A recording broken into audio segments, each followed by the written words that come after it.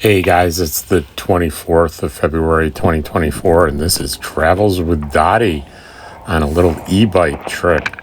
And this part of it is I'm doing some narration after the fact. And one thing I want to talk about real quick is the speed limit in the LTVA is 15 miles per hour. And I noticed when I was doing editing that in many parts of this, you can see my speedometer and I was doing 20 and I should not have been. Even on an e-bike, I should be obeying the speed limit.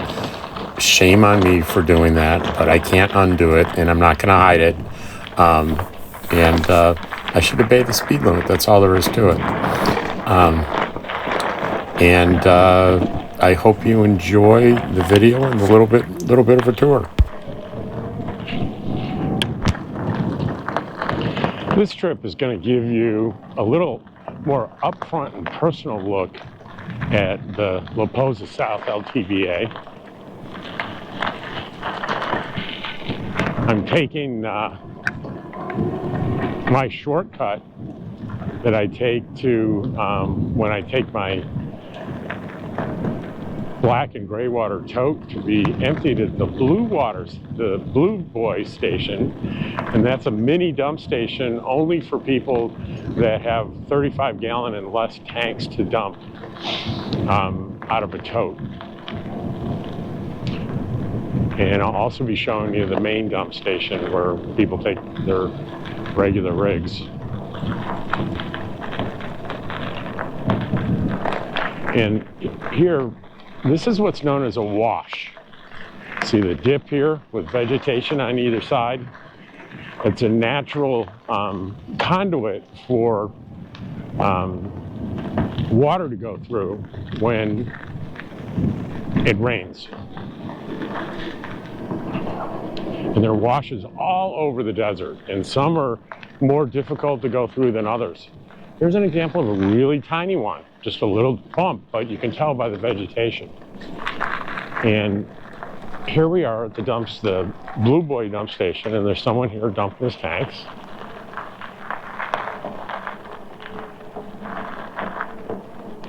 The big white thing is a water tank.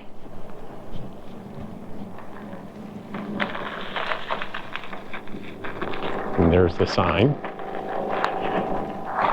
And look how smooth this road is. And that's because they redid this road this year, and prior years it was a friggin' nightmare to drive on. There were potholes everywhere, and there's spots where you know, even if you wanted to avoid potholes, you couldn't. There were just too many.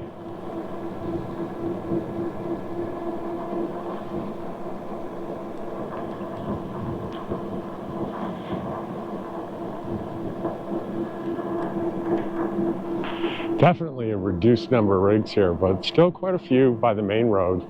And I'd always kind of wonder, why would some people want to be on the main road here? And somebody came up on the comments recently and gave me a really good explanation. Some people like to park here, camp here, sit outside on a chair and watch people drive by. And I can see the appeal of that. There are lots of different types of rigs that come by, especially when busy time of year. Everything from, you know, $1 million Class A luxury rigs to custom-made things that people have cobbled together on their own, and everything in between. It's quite the interesting thing. Now, up here on your right, you can see a little shack-looking thing. That's called a vault toilet. And there's a rule here that if you are camping in a vehicle or a tent that doesn't have its own built-in black and gray water tank, you have to park within 500 feet of a vault toilet. And there are plenty of vault toilets, but you must be within 500 feet of one.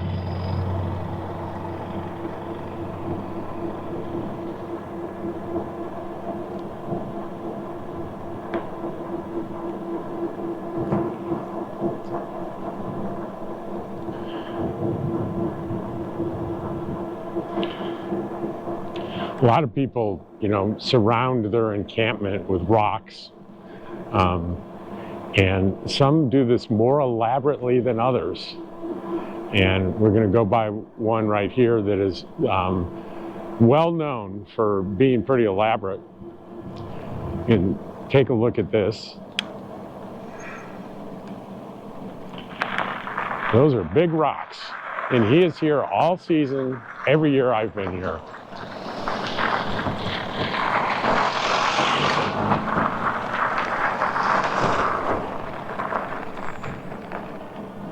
Wanted you to see that. And you can see along the way, you might catch glimpses of people just sitting out watching the road, watching rigs go by, watching guys like me on e-bikes go by.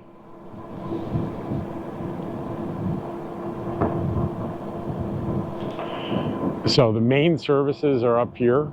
On the left, we're gonna do a drive through the dumpsters.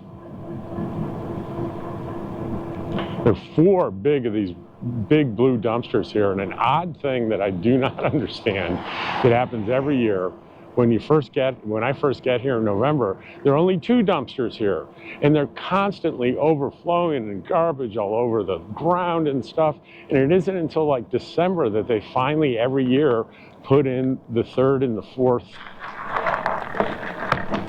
dumpster. I don't know why they don't open the season before. But usually when there's 4, it keeps up fine. It's nice and clean here. And right across the way is the main dump station. And you can see there's someone at it. And right there. There it is. And after you get through the dump station, you have choices for the potable water. And we have 4 stations here. There's these 2 are open, and then there's 2 being used there. And then there's looks like 2 more or 4 more across the street.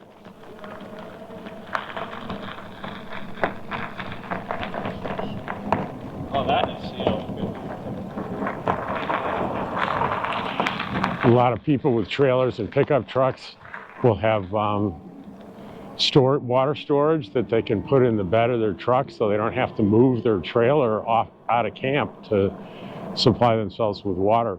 You might know that I use a 6-gallon container that I fill up pretty much every time I travel someplace. I stop and fill up to 6 gallons and manually put it in my tank. But they're bladders, they're all the way up to 50, 60-gallon bladders that you can put in the back of your truck. They fold up to nothing, but then you can fill them with 50 gallons of water.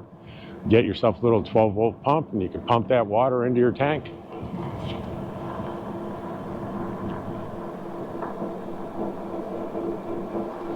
The volunteer area on the right.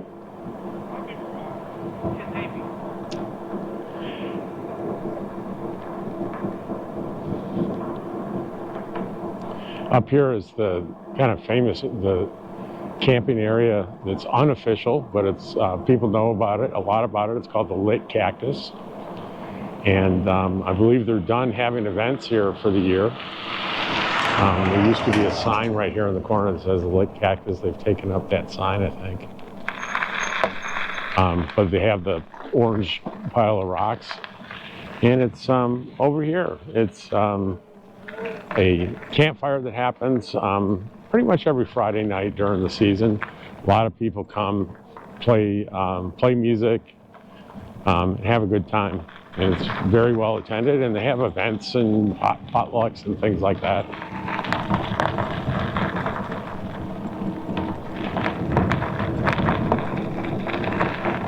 So the route I just take is the route I take when I have my trailer with me to go to camp, because as you notice, the wash I went through is pretty flat. You can take a trailer through it.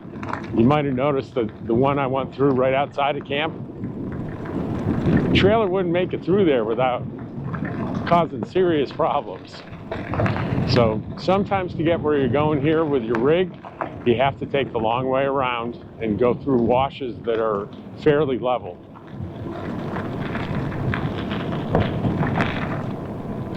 And as I drive here, this is pretty much no more washes to go through. It's a straight shot, pretty much, semi-straight shot, getting back to camp.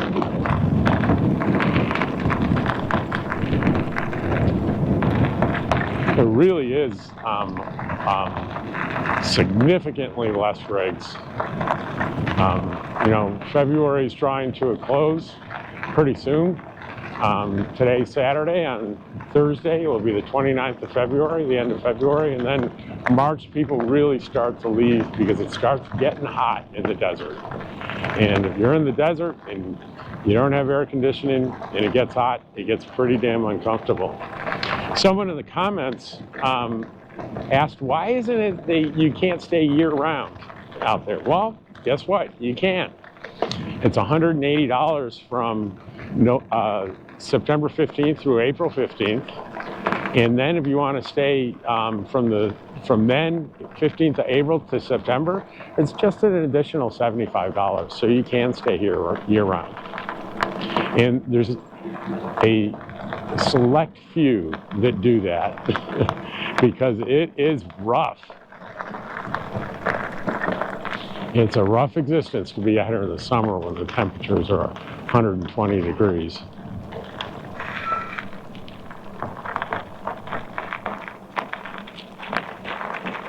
Hi. Oh no, I don't think so, not today.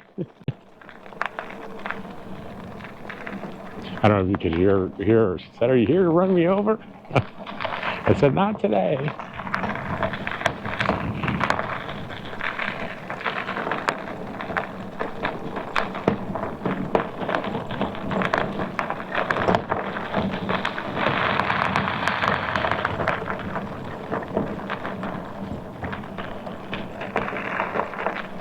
It's funny, the only thing that's uncomfortable right now on this trip, it's not too bumpy. The only thing that's uncomfortable is my right hand that's on the throttle. And the reason it's uncomfortable is the arthritis in my hand. That's it. It's got nothing to do with the bike.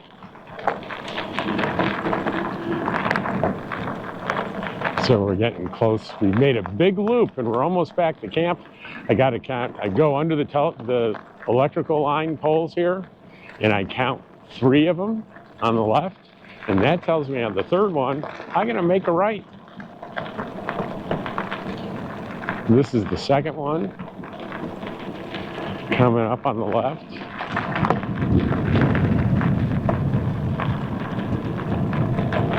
And then here's the third one.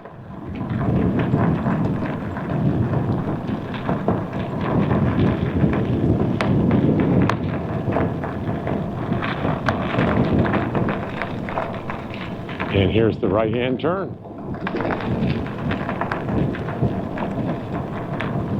You know, this is a funny thing. Those of you that are following me know that I started a new practice of rebelling against the negative news that's out there every day. And I'm doing a short every day that has a positive, uplifting, nice news story. And in the short, I briefly describe the story and give a link to where you can actually read or watch the video or whatever. And there have been a couple of people in the comments have talked about, you know, terrible things that happened and the negative stuff. It's like defeats the whole purpose, but I just delete those comments. But it's funny that someone would go into a video with the whole purpose is to deliver positive news and go in the comments and talk about negative news. Very strange. And here we are back in camp, and we're going to see what the ladies are up to.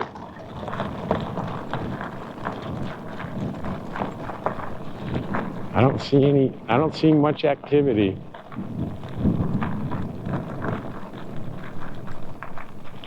Yes, the crazy ladies are here. They're here. Filming us? Yes.